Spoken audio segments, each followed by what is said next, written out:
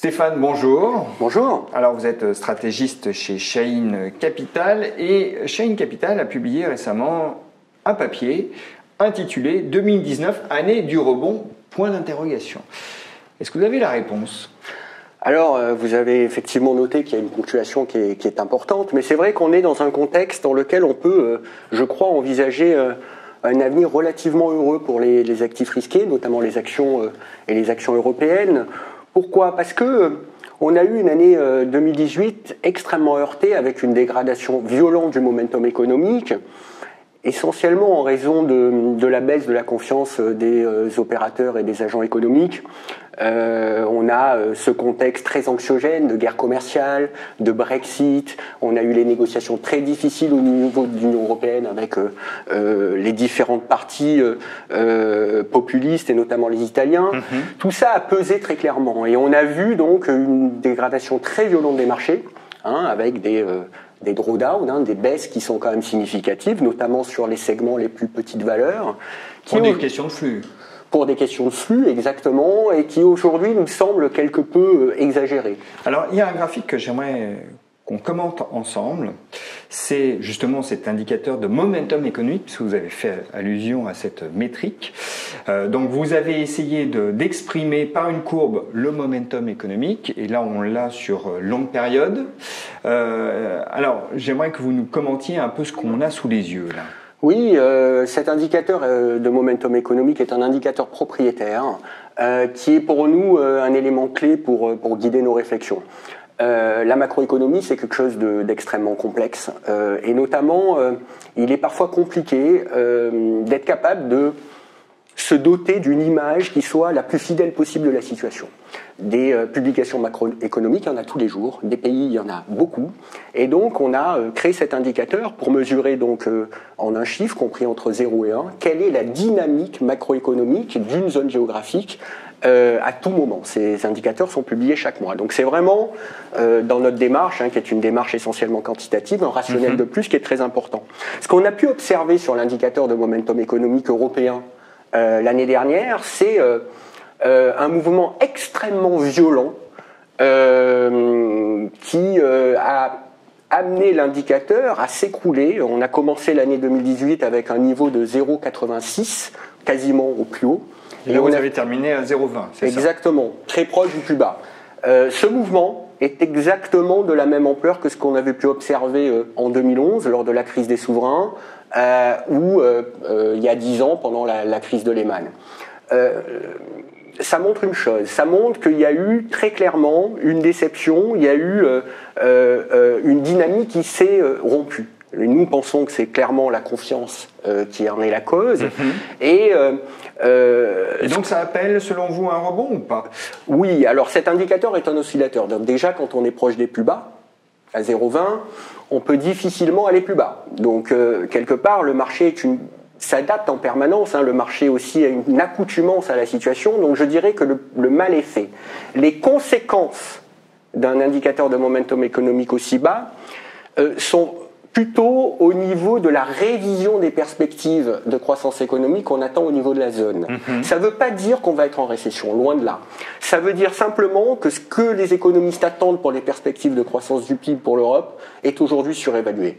Alors, et le côté réconfortant, c'est qu'on part d'un niveau qui est très haut, relativement haut au regard des 10 dernières années. On est à 1,5 de croissance du PIB attendu pour les 2 prochains exercices, 2019 et 2020. Ça sera peut-être entre 1 et 1,2, mais ça ne sera pas négatif. Et ça, c'est, je crois, un élément important à prendre en compte. Le mal a été fait, et la force de rappel, qui est la valorisation des actifs, devrait, je pense, soutenir un rebond des marchés, sauf évidemment mauvaise nouvelle sur le front géopolitique. Donc vous répondez bien à la question, vous nous dites, au regard de cet indicateur, au regard des perspectives macro en Europe, où on aura un ralentissement sans doute, probablement, mais on aura tout de même de la croissance, on a de la place pour un rebond des actifs risqués, et en l'occurrence des actions. Très bien. Cela étant, vous avez fait mention de la valorisation, donc ça voudrait dire qu'on a peut-être eu un coup de grisou passager donc en fin d'année 2018 et que là, on repart sur des choses un peu plus un peu plus sereine. Mais est-ce que vous évacuez pas, primo, le risque politique, un peu vite, parce qu'on a le Brexit, la question italienne qui est tout de même pendante, c'est une épée de Damoclès. Le risque politique, c'est aussi la guerre commerciale sino-américaine, qui occupe bien les esprits des investisseurs. Est-ce que tout ça ne milite pas tout de même pour une certaine prudence, une certaine réserve quant à la probabilité du rebond? Alors, la réponse est clairement oui. Et c'est d'ailleurs la raison pour laquelle le marché est aussi attractif. Je crois qu'aujourd'hui, on est des gens raisonnables et il est très difficile dans un contexte finalement aussi complexe, dans lequel les conséquences d'une mauvaise nouvelle pourraient être dramatiques, d'aller à fond sur ces allocations. C'est pas ce que je suis en train de dire, loin de là. Nous, on est des financiers. Les financiers que nous sommes sont des gens qui savent très très bien valoriser les actifs financiers dans un contexte, je dirais, relativement normal. Mais confronté à de potentiels chocs géopolitiques, on est un peu démunis, je vous le dis très franchement. Maintenant, le sentiment, et une nouvelle fois c'est un sentiment qui nous appartient, c'est que ce que le marché déteste avant tout, c'est l'incertitude. Donc aujourd'hui, on a des échéances qui sont relativement proches, qui sont au mois de mars, sur 2 dossiers significatifs, clés, que sont l'issue du Brexit.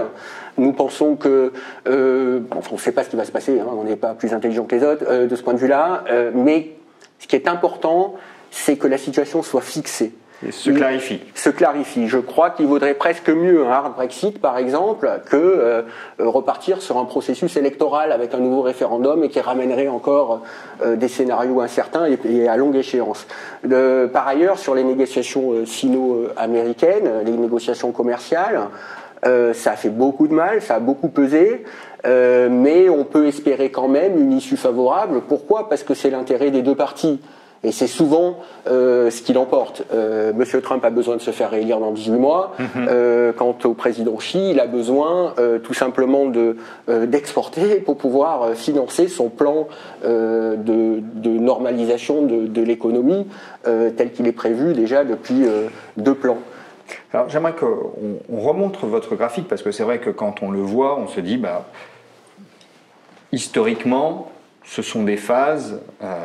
lorsqu'on a eu une dégradation aussi violente, qui milite pour une repondération en action. Oui. Voilà. Sauf que là, on est dans une période assez exceptionnelle. La crise financière de 2008 a abouti à des comportements inhabituels de la part des grands agents économiques et monétaires que sont les banques centrales. On a un cycle américain qui est d'une longévité, là encore, inouïe. Et on a en même temps, aujourd'hui, des signaux de ralentissement qui surgissent un peu partout dans le monde. Et aux États-Unis notamment, on a des nouvelles qui sont tout de même un peu alarmantes. On a une explosion, on a des niveaux records de taux de défaillance sur les crédits auto. Bon, ça, c'est tout de même une indication que le cycle ne se porte peut-être pas aussi bien que prévu. On a une dette hallucinante. Là encore, la question de la gestion de cette dette va poser problème. On a, pour rester sur la question de la dette, une bonne partie de l'investment grade américain, donc des obligations privées américaines qui sont en fait très près d'être dégradées en junk bonds. Et s'il y a un ralentissement assez marqué, ça pourrait être le cas. Donc, est-ce que finalement ce schéma d'indicateur de momentum économique qui est rassurant pourrait pas nous tromper, parce que finalement on sait bien que oui, on se réfère toujours au passé pour retrouver des appuis et des étais à un raisonnement rassurant, mais est-ce que là on ne pourrait pas avoir une prolongation? Alors, cette question elle est récurrente. Et comme vous l'avez justement mentionné, c'est quelque chose qui guide nos réflexions depuis 10 ans et on n'est pas les seuls dans ce cas. Le long terme, c'est une addition de court-moyen terme. Et une nouvelle fois, nous, notre travail, c'est d'appréhender les périodes qui s'ouvrent à nous, qui succèdent avec une analyse qui soit, je crois, la plus pertinente. Il y a un signal très très fort qui a été donné par la Fed. N'oublions pas qu'il y a 4 mois, le marché attendait 4 montées de taux d'un quart de point pour 2019. Aujourd'hui, si on regarde la courbe des taux forward, c'est-à-dire celle qui nous permet d'estimer ce qu'attend le marché en termes de politique monétaire, le marché aujourd'hui pense que le prochain mouvement sera plutôt une baisse des taux. Et que globalement, on est sur un scénario central qui n'a pas de mouvement. C'est un signal très très fort. Les banques centrales sont encore en soutien. Si je pense à la Fed, la Fed a quand même initié sa politique de normalisation monétaire depuis bientôt 18 mois. On a une taille de bilan de la Banque centrale américaine qui a été diminuée. On est revenu sur le non-réinvestissement des tombées obligataires a amené le bilan de 4 500 milliards de dollars à 4 000 milliards de dollars. On a fait baisser le bilan de la Fed de 10%, et pendant cette même période, on a eu une croissance économique significative d'à peu près 5 points. Ce qui veut dire finalement que les capacités sont à nouveau de retour. Et il est très très clair que la Fed les utilisera. Alors je ne suis pas en train de dire que c'est une solution définitive et que c'est la solution du problème, ça ne fait que le retarder. Mais ce qui nous intéresse, c'est de voir si les autorités ont les moyens tout simplement d'appréhender les problèmes. Et la Chine est également un exemple extrêmement illustratif de ce genre de phénomène, avec des accommodations et des plans de relance qui ont été opérés depuis cet été, qui sont significatifs. Donc le fait que les banques centrales soient toujours au soutien est pour vous un élément très rassurant. Mais quand je regarde ce qui se passe dans vos portefeuilles, je constate tout de même que vous adoptez des biais assez prudents. Vous avez augmenté très sensiblement la part des grandes capitalisations. C'est juste. Ces dernières semaines. Oui, c'est un processus qui a été quand même assez fortement initié dès le printemps dernier. Mais vous êtes à 57% aujourd'hui. Exact, c'est ça. Vous avez aussi réduit la part des financières, des matières premières, des industriels. Tout à fait. Ça veut dire que vous ne croyez pas tellement au cycle? Alors nous sommes des gérants momentum. Il faut bien voir que la gestion momentum telle que nous la menons est une démarche de stock picking. Elle a très peu de caractère prédictif sur les biais d'allocation à avoir. Nous, ce qui nous intéresse, c'est vraiment d'être capable de capturer les quelques valeurs qui vont avoir des comportements exceptionnels. Elles peuvent se trouver dans des secteurs qui sous-performent, paradoxalement. Donc déjà, il faut nuancer tout ça. Ce qui s'est passé dans nos portefeuilles est traditionnel d'une gestion momentum, dans un contexte tel que celui qu'on a connu en 2018. On a commencé l'année 2018, on l'a dit, avec un indicateur de momentum économique très fort, un marché très procyclique, et notre allocation était, il y a un an, extrêmement cyclique. Et en accompagnement de ce changement de régime, notre allocation a évolué vers, je dirais pas vers du défensif, enfin si vers du défensif, mais notre portefeuille n'est pas défensif, il s'est neutralisé d'un point de vue allocation. On a, comme vous l'avez dit, augmenté très significativement le poids des large caps. Notre solution d'investissement est multicap. On a la capacité d'investir aussi bien sur les petites, les moyennes et les grandes valeurs. On avait commencé l'année dernière avec 35% de large cap, on en a aujourd'hui 57%. De la même manière, vous l'avez dit, certains secteurs cycliques ont été réduits, d'autres ont été augmentés, et c'est plutôt dans le contrat cyclique. On va retrouver des biens de consommation, de l'agroalimentaire dans cette idée-là. Et par ailleurs, je pourrais mentionner qu'à l'intérieur, si on regarde plus à la loupe, à l'intérieur de certains secteurs, on a également adopté un biais plus neutre. Par exemple, il y a un an, on avait encore en portefeuille une thématique très significative en technologie, semi-conducteurs. Là, vous n'en avez quasiment plus. On n'en a quasiment plus. On revient à peine maintenant sur... on vient en février là, de réinitier une position sur Dialog Semiconducteur. Mais il n'y en avait plus. Aujourd'hui, en technologie, ce qu'on a, c'est du IT Services.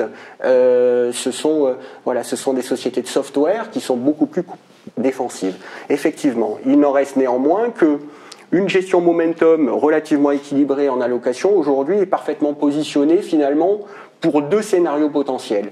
S'il y a une reprise procyclique, à ce moment-là, on gagnera beaucoup en stock picking, parce que beaucoup de valeurs qui n'ont pas été reconnues boursièrement l'an dernier vont pouvoir en bénéficier. Le marché sera peut-être plus à même de reconnaître boursièrement la grande valeur de certains titres. Et à contrario, si on est dans un régime qui reste durablement contracyclique, défensif, à ce moment-là, notre allocation très liquide, quelque part neutralisée, nous permettra probablement de générer un alpha, cette fois-ci plus lié à l'allocation. Donc globalement, c'est pour nous une configuration favorable qui s'est déjà produite, on l'a déjà observé dans les 20 ans d'histoire de la stratégie, et jusqu'à présent, ça s'est été bien passé dans des environnements proches de celui qu'on vit aujourd'hui. Eh bien, on l'espère en tout cas. On reprendra rendez-vous pour voir si ça s'est bien passé justement dans les mois qui viennent. Stéphane, merci. Merci à vous.